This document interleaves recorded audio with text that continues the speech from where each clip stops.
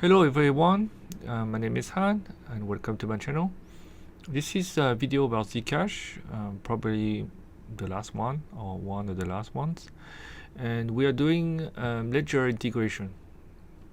So Ledger is you probably know that, but Ledger is a hardware wallet that supports a variety of coins, many coins.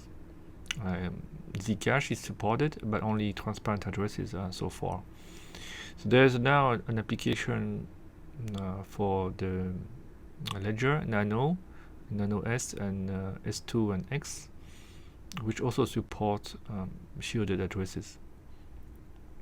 The integration of this app is underway. It's really complicated.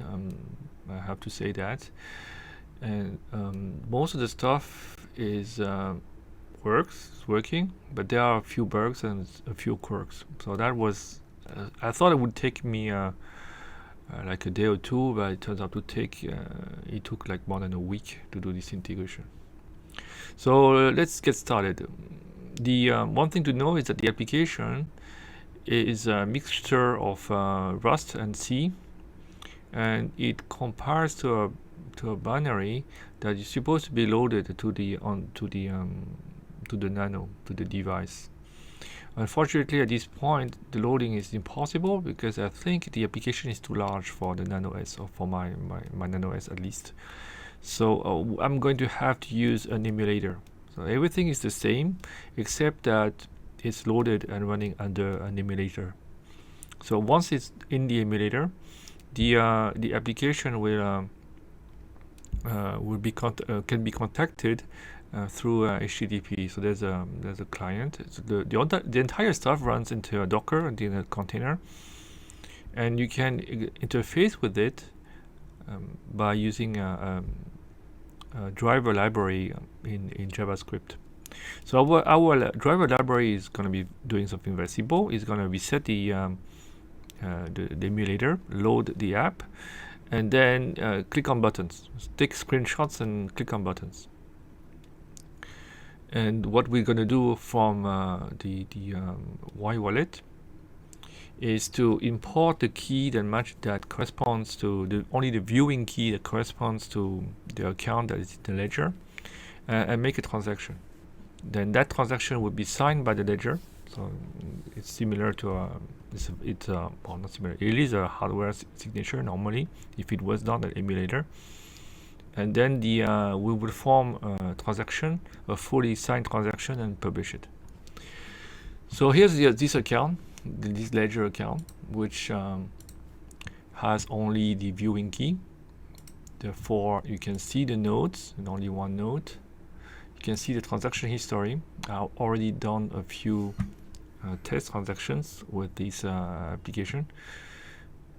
So these three transactions here were done for the ledger, and this one is just when I put some coins into this wallet. So now we're going to make another one, and there's another account, a regular one. This is A, where we're going to put the rest of the coins. So let's go to ledger and make a transaction. So I'm going to send everything.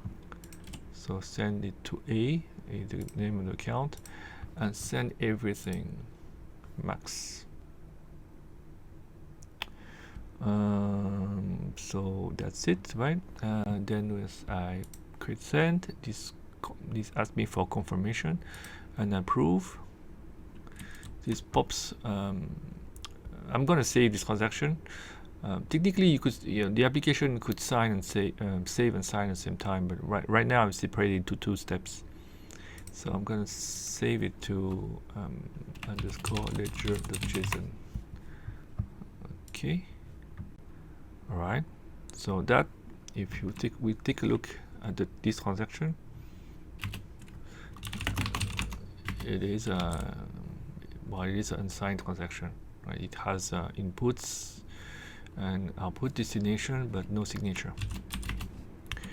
All right. Close this one, and now we can use the ledger. So I'm going to start the emulator and then sign through the wallet. So this is the emulator window. All right. Okay, the first time it starts, it doesn't work, but it's because of a port. All right, so now it's running. So we can see that it's waiting for something. So it's polling the driver is polling the emulator every half a second to see if the screen has changed. So far, nothing is changing because the application is not really doing anything. And we can see the screen. So this screen, FEH. It just says Zcash do not use because it's still an experimental app. All right, so now we go here. So we go here, and then we sign with the ledger. So ledger will ask me to load that transaction, and now it's going to communicate with the emulator. So emulator is here, and you can see something is happening. Right, we have messages that are sent back and forth between wallet and device. So it's actually asking me to click. Right? The driver is going to click on my behalf because I don't have a device. So it's clicking on the right button until it reaches the confirmation page, and then it's clicking on both buttons to move with the signature.